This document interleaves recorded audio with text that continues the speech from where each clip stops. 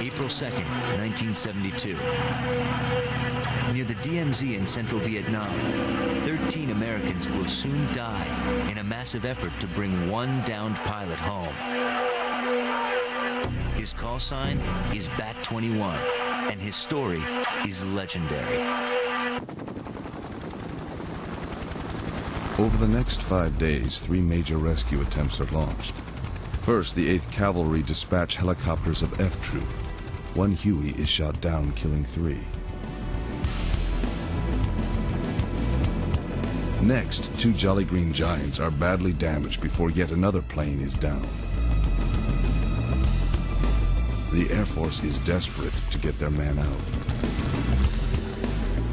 I don't think I could ever overstate the importance at that time in everyone's mind.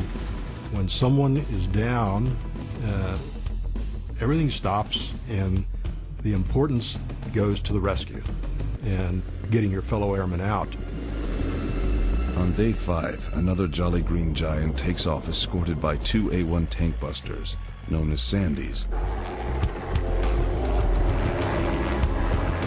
Intelligence suggests that they will have a clear run-in to pick up Hamilton.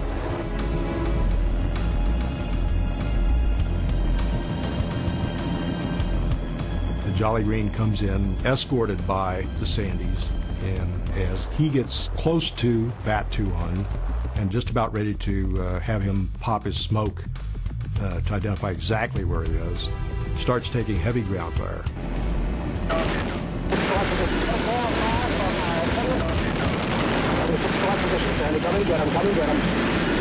I saw him, picked him up, got on my radio, and I says, "Jolly, turn." And about that time, they had flown over a fire base camp that we didn't know was there.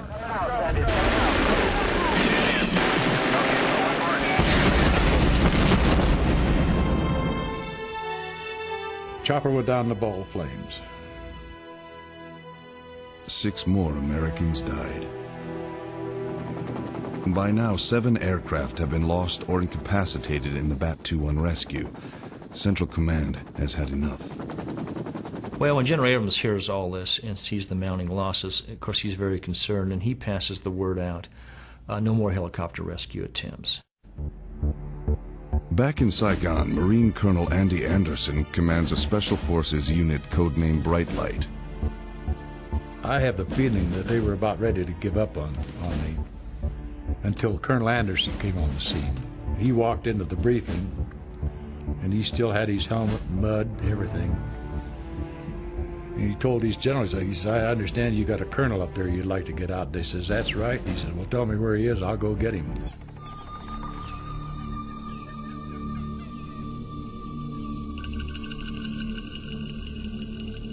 A small commando unit disguised as local fishermen are inserted into the area. They are led by Navy SEAL Tom Norris. He is used to fighting behind enemy lines. As a SEAL, he expects to be given a mission and then allowed to execute it his way. Tommy was going to go forth and get Hamilton, regardless of what it took. Having monitored the calls between Icky and Hamilton, Norris knows that BAT-21 Bravo is too weak to move too far.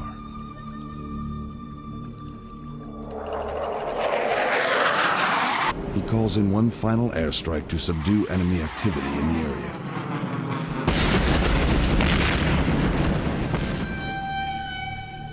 Hamilton watches the action from the riverbank. He is too weak to go any further. Norris has no choice but to continue upstream and hope he finds the 53-year-old colonel before the enemy.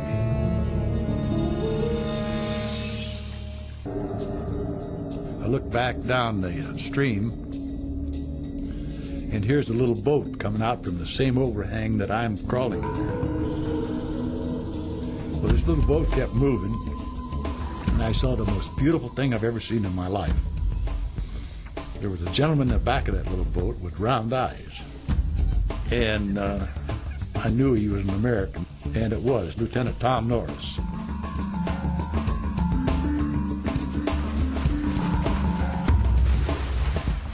He said, "Well, get your butt in this boat and let's get the heck out of here."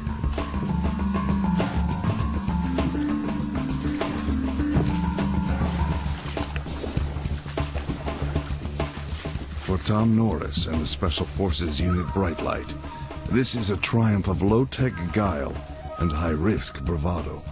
It proves to me that the fighting man knows exactly why he was there, what job he's got to do, and by golly, he's going to do it.